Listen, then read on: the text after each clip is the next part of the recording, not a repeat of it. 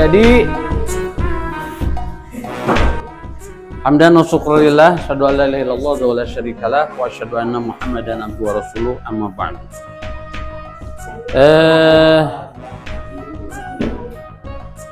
Semuanya diam ya. Jangan membuat suara berisik. Kita lanjutkan pelajaran selanjutnya, masih by continued dari tentang pembagian atau diagram dinul Islam. Ya, kemarin yang sebut ad-dinul Islam, habis.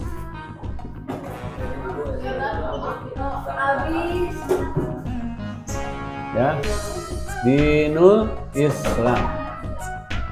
Ya, dinul Islam itu kemarin terbagi satu, al-iman, ya, bukan iman, terus al-Islam, terus al-ihsan, ya, al-ihsan, ya. Yang disebut ad-dinul Islam itu artinya kan ad-din artinya agama, al-Islam Islam. Oke. Nah, para ulama ya, ahli akidah, ahli aqaid, ahli tauhid itu membuat sebuah diagram ya, bahwa Islam itu terdiri dari iman, Islam, ihsan. Kenapa disebut iman dulu nomor satu? Karena menyangkut dengan keyakinan, kepercayaan, ya, keyakinan. Karena orang masuk Islam itu karena percaya dulu, betul? Bukan sengaja. Kecuali kita semua. Kalian Islam mulai kapan? Sejak lahir. Kapan membaca syahadat? Bingung kan? Syarat masuk Islam kan membaca syahadat. Kalau orang non-Islam, ya, atau orang murtad kemudian masuk Islam harus membacakan 2 kalimat syahadat. Asyhadu an la ilaha illallah wa asyhadu anna Muhammadar Rasulullah. Itu ungkapan keyakinan keimanan. Karena hatinya, karena ini urusan hati kan. Iman itu urusan keyakinan. Keyakinan di mana tempatnya? Di hati, ya. Keyakinan ini diungkapkan dengan pembacaan syahadat. Orang yang sudah membaca syahadat berarti orang itu telah menganut agama Islam. Nah, dengan syahadat, ya. Berarti kalau orang ya sudah iman terhadap Islam setelah mengucapkan kalimat syahadat, 2 kalimat syahadat, asyhadu an la ilaha illallah wa asyhadu anna Muhammadar Rasulullah, disaksikan oleh orang yang lain, dia itu sudah sah sebagai seorang muslim. Berarti ketika dia sebelum dia masuk Islam ada kewajiban sholat tuh, wudu tuh, saum enggak? Enggak kan? Seluruh kewajiban dalam Islam itu, ya, lihat bisi poho bagus masih play itu, ngerekam tuh, ya, seluruh aturan Islam tidak wajib dilaksanakan. Jadi kalau kamu ingin bebas, tidak mau sholat, tidak mau zakat, tidak mau haji, tidak mau apa-apa, perintah-perintah Allah, udah aja jangan masuk Islam. Makanya disebutnya non-Islam atau kafir. Kafir itu artinya orang yang hatinya tidak terbuka untuk menerima Islam. Sebut kafir. Kenapa orang kafir tidak usah melaksanakan sholat, zakat, saum dan sebagainya? Karena tidak ada tuntutan, dia belum syahadat, atau belum masuk Islam. Berarti kalau sudah masuk Islam, ya, kemudian dia itu wajib melaksanakan rukun Islam yang 5. Nah, wajib mengerjakan mengerjakan apa namanya rukun Islam yang 5. Kalau ini al-iman wajib mempercayai 6 macam. Iman kepada Allah, kepada kitabnya, kepada rasulnya. Iman kepada Allah, kepada kitabnya, kepada malaikat, kepada rasul, kepada hari kiamat, qada dan qadar. Ya. Wajib itu. Satu saja tidak dipercayai. Saya tidak percaya terhadap qada dan qadar, dia belum iman. Ya. Nah, itu baru wajib. Paham tuh? Nih, tang suraseri tuh, tang suraseri. Yang 6 ini ya wajib diyakini adanya Allah ya terhadap kitab Al-Quran atau kitab-kitab Allah yang lain, terhadap Injil, Zabur, Taurat juga harus dipercayai. Hanya yang diamalkan satu kan Al-Quran, ya kan? Kemudian kepada adanya malaikat yang mencatat amal kita dan selanjutnya kita yakin, percaya 100.000% percaya, ya 100.000% percaya. Kemudian kepada qada qadar saya percaya semua kejadian ini atas qada dan takdir Allah. Ya. Semua jadi si Rapi, si Damat jadi laki-laki atas qada Allah, takdir Allah. Ini takdir Allah jadi perempuan. Yakin, bukan kebetulan, tapi ini adalah rencana Allah. Kita yakin. Kemudian terhadap adanya hari kiamat yakin. Pada satu saat dunia ini akan hancur, musnah semuanya, diganti dengan the new world, dunia baru yang disebut padang mahsyar atau akhirat. Di situ tempat pengadilan yang sesungguhnya. Okay? Nah, di situ dipisahkan.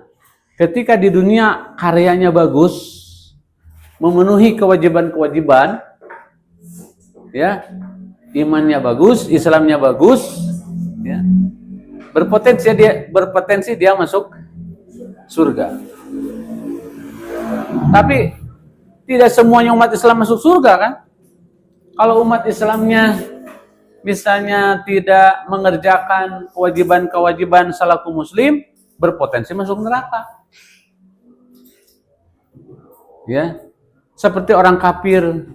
Orang kafir kalau dia itu meninggal dunia dalam kekafiran, tidak pernah memasuki Islam dan tidak mengamalkan amalan Islam, innal ladzina kafaru min ahlil kitabi wal musyrikina fi nari jahannam khalidina fi.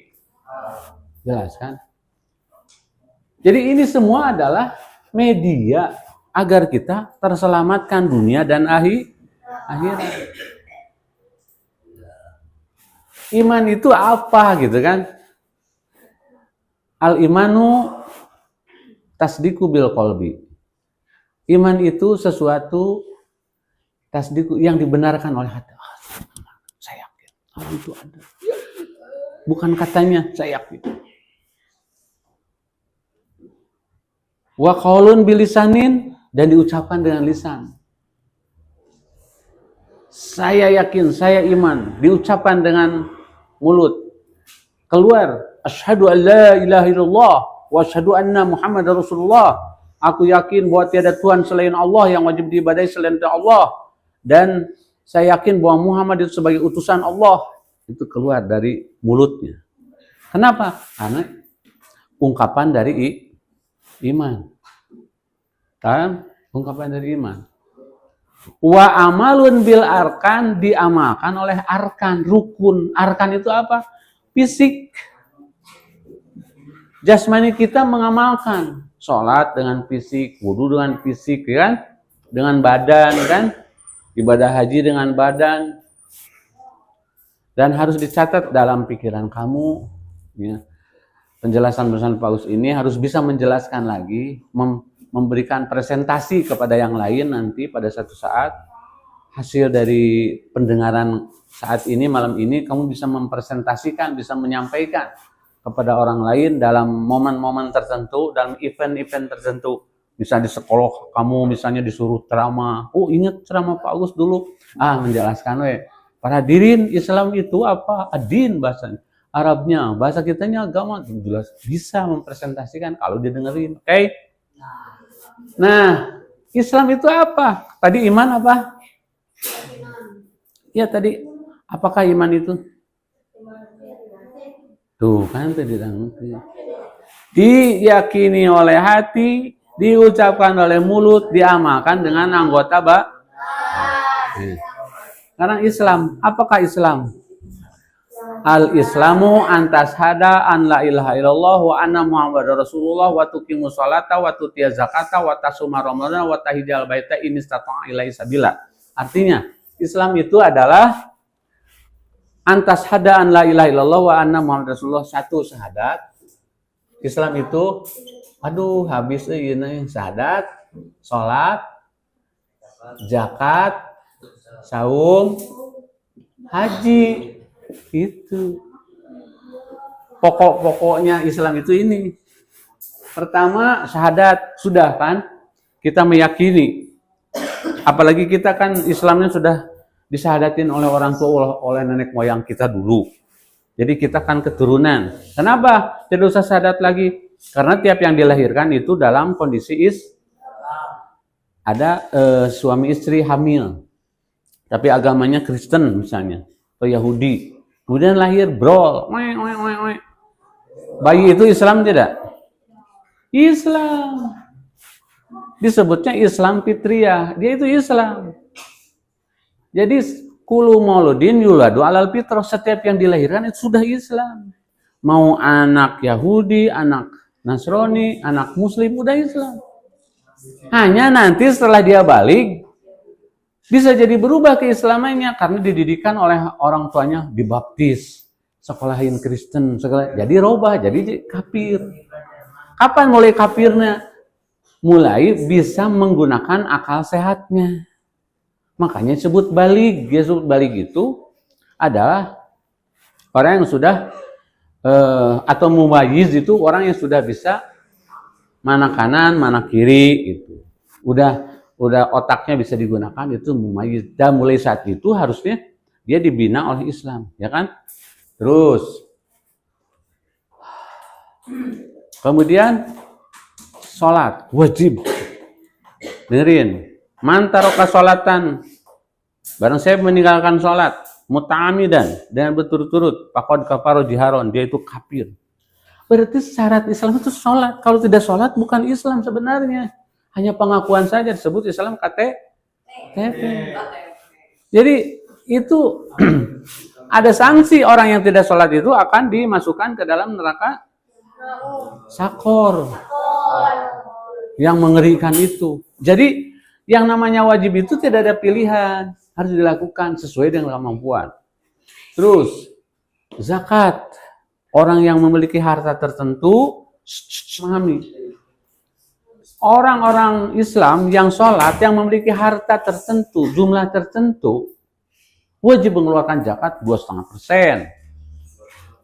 Ada yang 10%, segala macam. Diatur sedemikian rupa dalam ilmu zakat.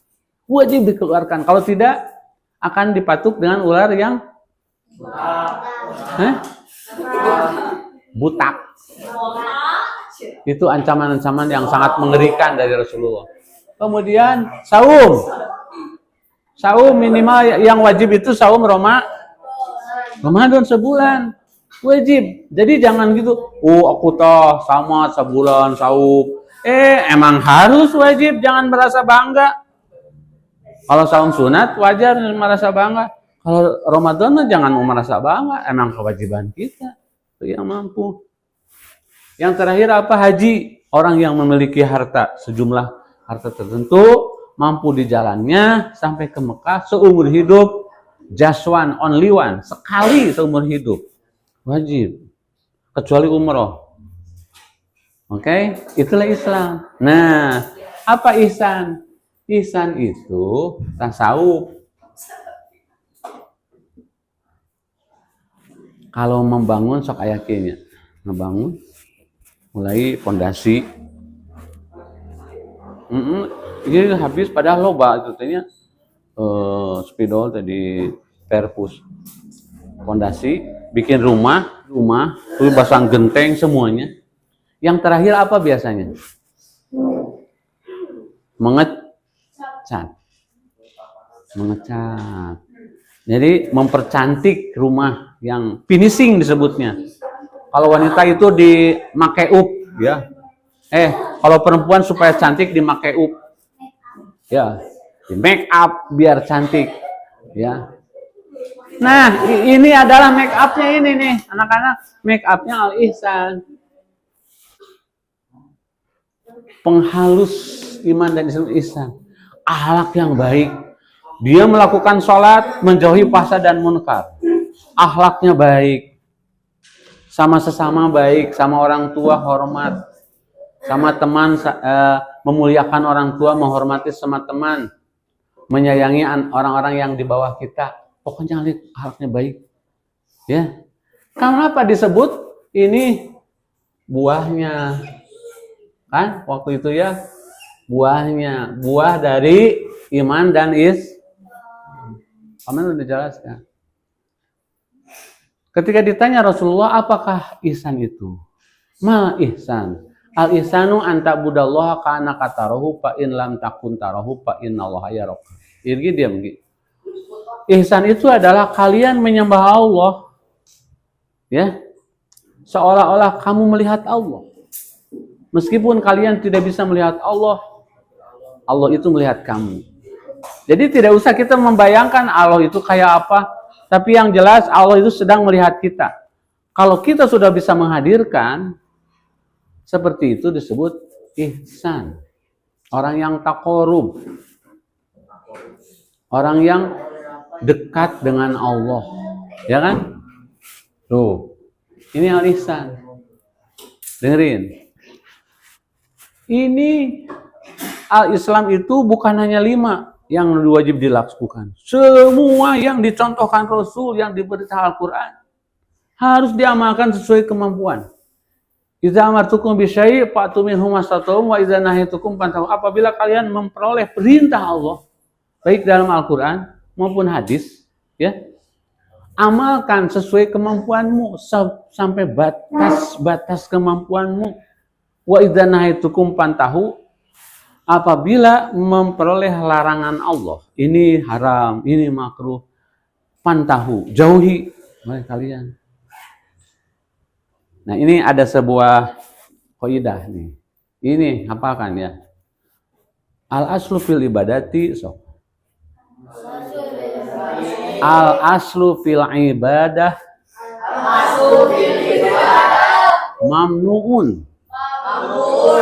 Asal dari ibadah dilarang. Hatta yakuma dalilu ala amrihi. Kali lagi. Al aslu fil ibadah mamnuun hatta yakuma dalilu ala amrihi. Artinya asal dari ibadah terlarang sehingga menemukan dalil atau petunjuk yang memerintahkannya. Contoh apa? Salat. Kan ibadahnya, jangan melakukan sebuah ritual ibadah, baik sholat apapun, sehingga kita menemukan dalil dulu dari Al-Quran dan hadis. Paham tuh Pak Gus nyarita? Ngomong bisa dipahami? Jadi tidak boleh ngarang ibadah mah, tidak boleh asal-asalnya, tidak boleh ngarang. Sholat subuh 2 rakaat, kita mau 4 aja lah, gimana aku aja, lebih banyak lebih bagus. Tidak bisa, tidak boleh. Emang dalilnya harus 2 rakaat. Tidak boleh ngarang-ngarang. Tidak boleh ikut-ikutan sesuatu yang tidak jelas. Damar, semuanya lihat sini, semua lihat sini. Semua lihat sini. Semua lihat sini. Nanti kalau kamu udah jauh dari Pak Agus, sudah jarang ketemu Pak Agus, kemudian kamu menghadapi satu masalah tentang agama, kita harus konsisten. Mana dalilnya? Oke? Kamu ibadah digutek-gutek, kamu enggak, mana dalil? Aku punya dalilnya, nih. Kamu harus mencari sendiri dalilnya. Kalau ada yang beda, mana dalilnya? Kalau kamu punya dalil, saya ikuti kamu.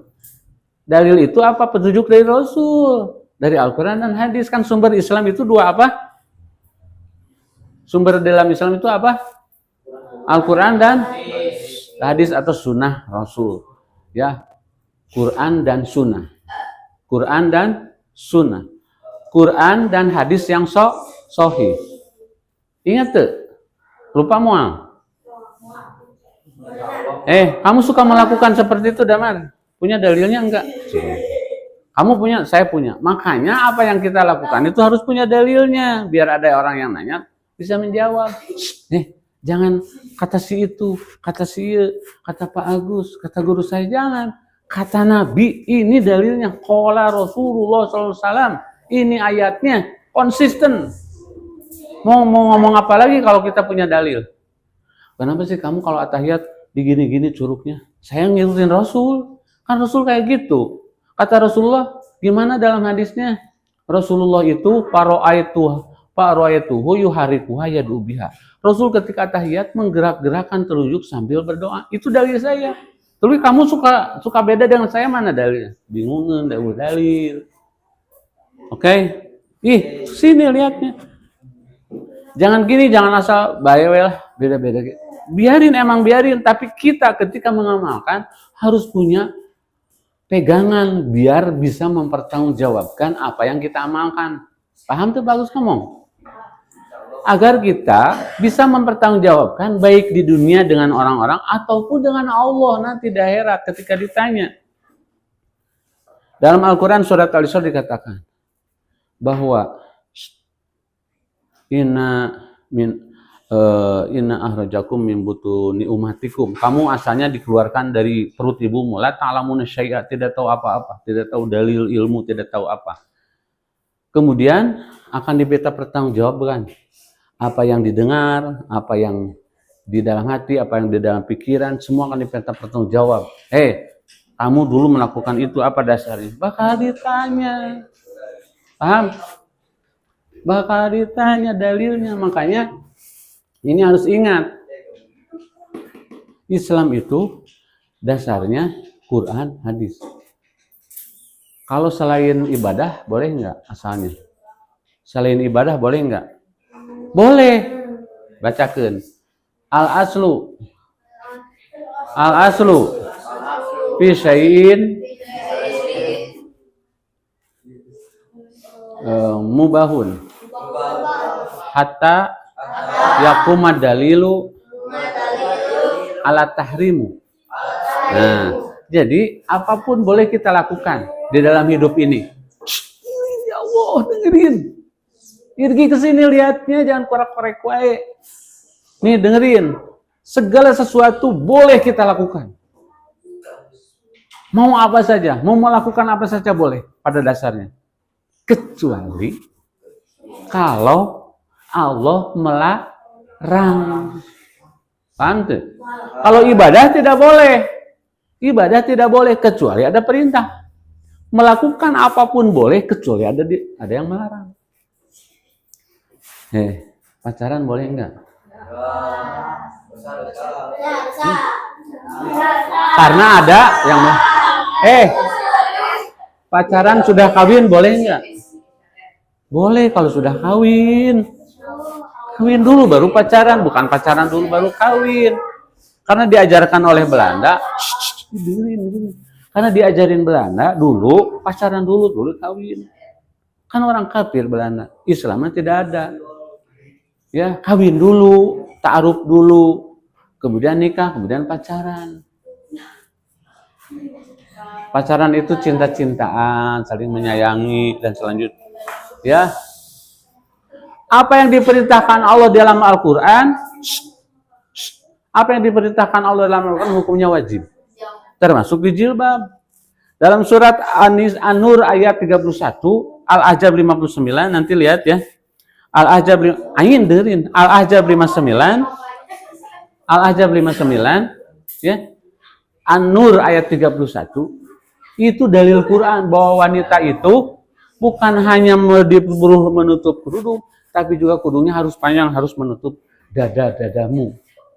Jangan ini ditutup, yuk. Sorry jangan buligir. Ya. Gitu. Nanti dilanjutkan besok ya. Ihsannya belum panjang dijelaskan.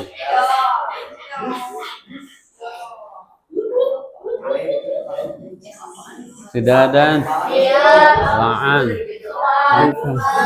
Tubu ilaik. Intaha salaman.